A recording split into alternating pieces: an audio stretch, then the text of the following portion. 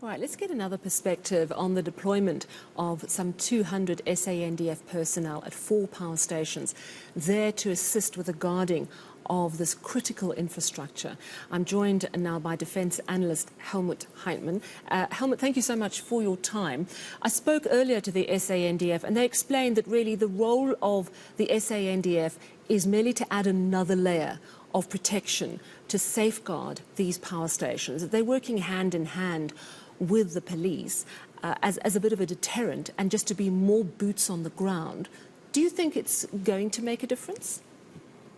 Look, I think yes, as long as they're correctly employed. I mean, if they use them for physical security or perimeter security or beefing up the ESCOM's own security personnel at the gates, that can work. Somebody else can do that, if they're well enough trained for that.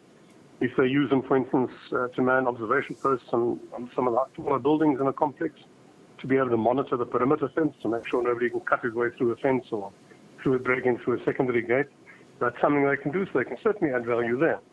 You know, what they can't do is investigate, but they can certainly be a presence and make life a little bit more difficult for somebody who's trying to get in to do something they shouldn't. Yeah, I mean, one of the issues, of course, is that a lot of sabotage is conducted by people who have security clearance, who are able to go right into the heart of the power station, tweak one tiny little thing and cause absolute havoc. And we've seen that happen, and we've seen people arrested red-handed doing things like that. That's surely one of the most critical issues in terms of making sure that the wrong people don't get into the building, so to speak. Surely the SANDF won't really help there. But no, they can't help there much. I mean, they don't know as much about running a power station as I do. The system knows nothing about it. So they won't see something being done. Well, you could do something wrong in front of them and they wouldn't know. But for instance, there have been other problems of coal trucks pretending to drop off the good quality coal, but in fact swapping it for bad quality. Now, that's the sort of thing where the physical security people would have a chance to act. Again, in concert with ESCOM's own people and any police personnel that are deployed. So what they can do, they can't do everything by themselves. They can add a layer of physical security. They can add observation surveillance capability. They can add muscle to the people doing the guarding and investigation. They can do all those things. But, of course, the intelligence gathering side is not something they can do. And the final criminal investigation is also not something they can do. So I think the SANDF are correct when they say to you they're adding a layer. And I think I heard you mention a larger number. Previously they said 10 per station, which wouldn't be terribly helpful. But a larger number obviously would be rather more helpful. Yeah. Yeah. We also know that they've got a 3-month contract until about the middle of March, but there is the opportunity for it to be extended or changed or beefed up in some way, moved out to other power stations if need be. The fact that we're seeing this, you know, when you call in the army, you know, it means things are really serious. So on the one hand, I suppose it's a bit of a comfort to us as South Africans that this issue has been taken desperately seriously to the point that the army's had to come in to assist. On the other, it's a little bit worrying. I mean, and how should we feel about this? Yeah, I mean, the concern is that this situation, as with the railways and the harbours and other things, has been allowed to deteriorate to this sort of level, where the system has been totally undermined, where you're getting really blatant corruption and theft at all levels, from pretty high up right down to the bottom level, and finally having to bring in the army to do everybody else's work. That's a concern. The fact that they have brought them in is, I guess, yes, it is a bit of a comfort. Because contrary to some opinions, there's nothing much wrong with our soldiers. I mean, the soldiers in the combat units are not the fat slobs you see, sometimes unable to climb into a truck by themselves. And they've done well in Darfur and Burundi and the Congo and elsewhere.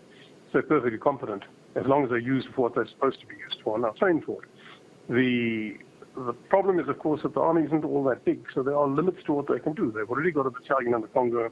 They've got troops in Mozambique. They're supposed to be doing the border. They're short of able-bodied people to deploy.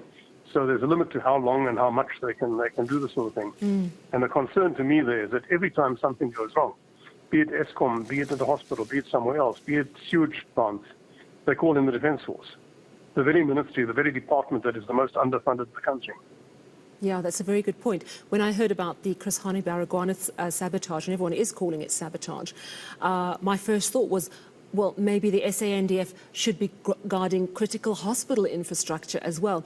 Talk to me about the history of underfunding within the Defence Force. I mean, just how bad is it? Look, it's basically catastrophic. There's not enough money to maintain equipment, let alone to fill capability gaps or replace old equipment. To give you one example, our only real maritime patrol capability is one C-47 turboprop Hercules, Dakota, that was manufactured in 1943. This is not ideal. It's been modernized, been upgraded, but still. The Navy's ships mostly are not fully operational because they haven't been refitted in the 20 years we've had them. So that's critical. There isn't enough money to train properly. Pilots don't fly enough. Ships don't go to sea enough. There's this argument that they should reduce the personnel strength, but the reality is, if you look at compared to other armed forces, the Air Force went pretty much average. The Navy is a little over strength. The Army is actually under strength for what it's supposed to be doing. Probably 10,000 people short of what it should have.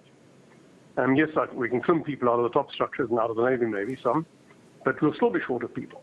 So we have a Defence Force that is actually too small, that is missing certain capabilities, such as maritime patrol and airlift, that does not have enough money to maintain its equipment or train properly, and then every time something else happens, we call on them.